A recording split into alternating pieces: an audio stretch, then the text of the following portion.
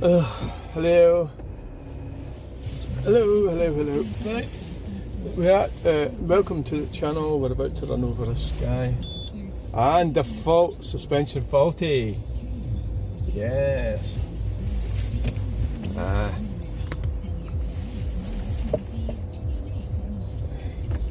Suspension faulty.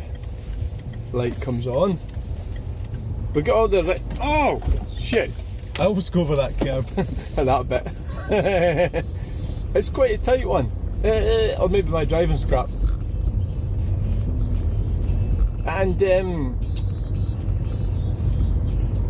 just been shopping. The suspension faulty light, you just ignore it because the suspension's not faulty. So my car is lying to me. Right, so what we're at 9:48. I've got a meeting at 10 o'clock down in Riverside.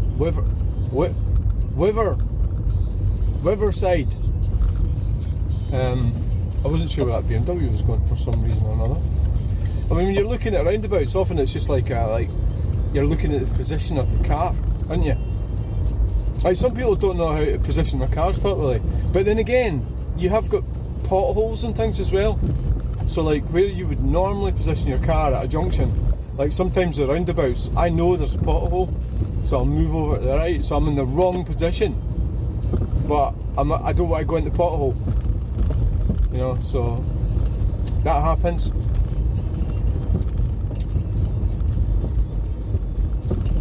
So this car is sitting in C4 Grand Picasso. It's a brilliant car, I love it, but it's got, I mean, I didn't pay a lot for it, so let's be honest. It's not like I paid 15,000 for it. I didn't. I paid 1,850. So when you pay 1,850, you're buying some other people's problems.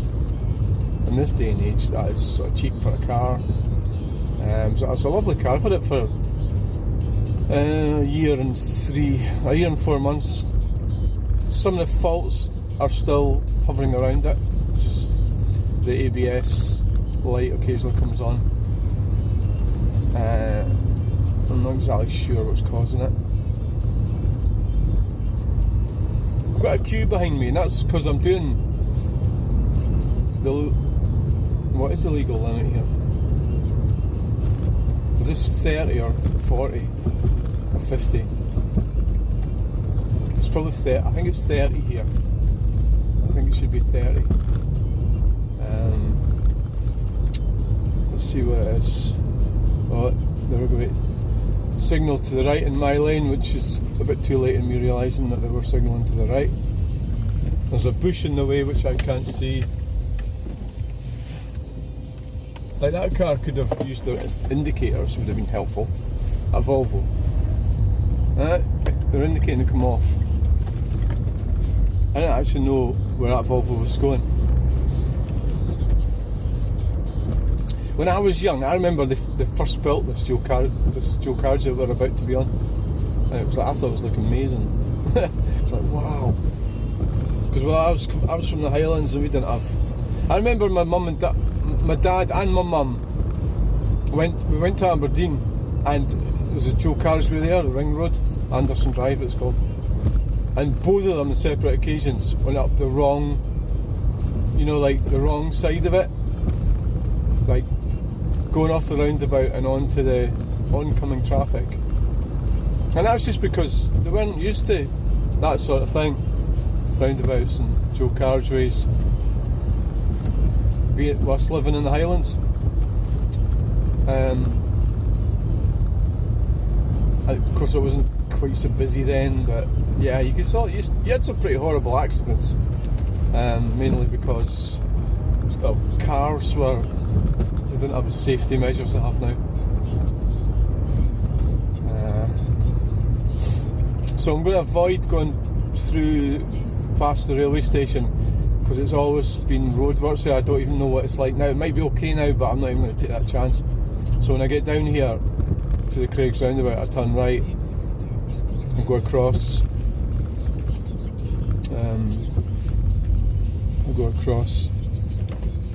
Wow, using the indicators. Well, they're doing a go around. Oh no, they're not. But that van is. It's because I've been watching aircraft videos. top of it and go around. Well, I was just going in there, National Tyres.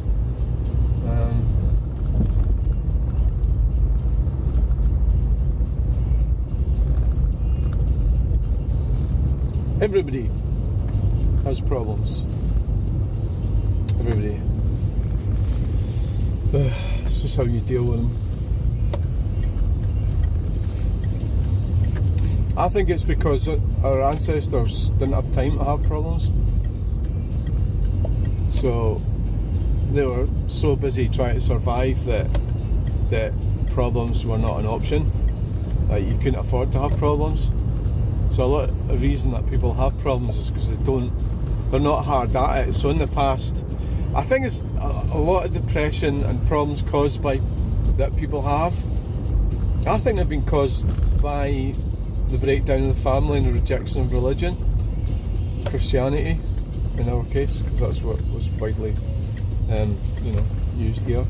And I think, like, if you have like several children, like I did, I had 5 children, but I've got somewhat ostracised from them because of 2 divorces. So I kind of landed out unlucky with it, the way it sort of panned out, in the sense that I don't have a proper family existence.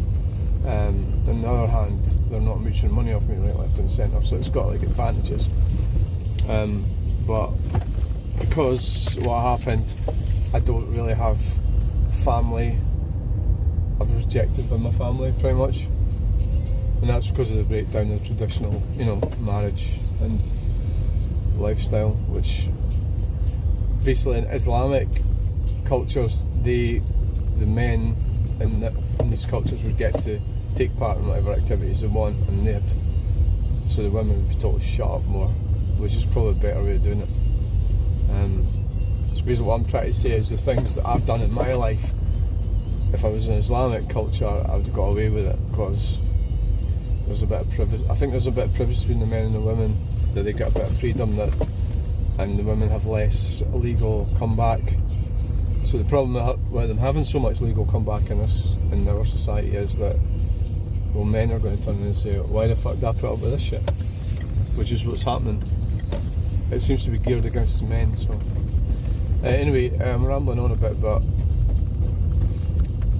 the cause of depression and breakdown in family for both males and females is that so if I had, say, I've had 5 children, but that's a lot compared to most people, but in the old days it might have been 7 or 8. Then I would have all the grandchildren. So I'd be, traditionally, if I was like male, which I should have, biologically am, so I would have been I'd probably be like pruning roses in the garden, go to the pub on a Friday, and I don't know, what do you do when you're fucking old? I'd be, at my age, I'd still be working anyway. Yeah, I'd still be working. You're retired at 65. I'm thinking you're working, because I did work like in that type of industry. I worked in sort of building industry and everything for like 15 years. I suppose if I was still in that, I'd have to be backing down a bit, because it was physically very demanding. My balance is going. I noticed that. It's like a normal thing. Your balance goes when you get older. So probably, I don't know, what would have happened? Who knows? What has happened is I've bailed out of that industry, and I'm into other things, but I'm sort of doing my own thing, which is not very reliable, but it suits me. Or maybe I don't have much choice. Maybe I have no choice. I just have to do what I can do.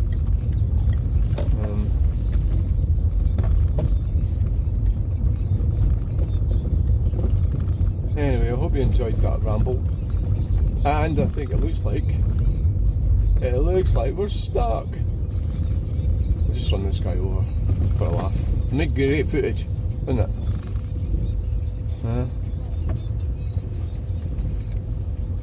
Mature Scott, what the hell's that? National Heritage. All these organisations have got infiltrated by wokesters. So it's come from the universities, and that phrase, always follow the money. it's come from, you know, all that sort of thing. So you've got these radical lefties who have sort of infiltrated mainstream culture. The problem is with it's uneven, it's unbalanced. They've got too much say, so they've got say in all these things. On the surface, that is, of course, you know. So really, you have to, if you're a white man, right, getting on a bit, you have to keep your gob shut and just look forward to getting your retirement. Start saying too much, you know, you could get in a lot of trouble. So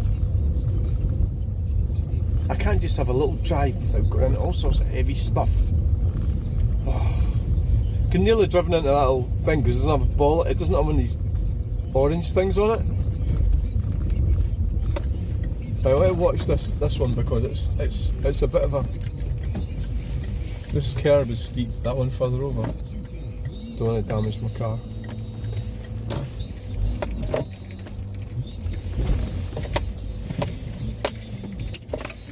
Don't want to block the bloody gate either. I don't think MD really uses that gate that much. I've never.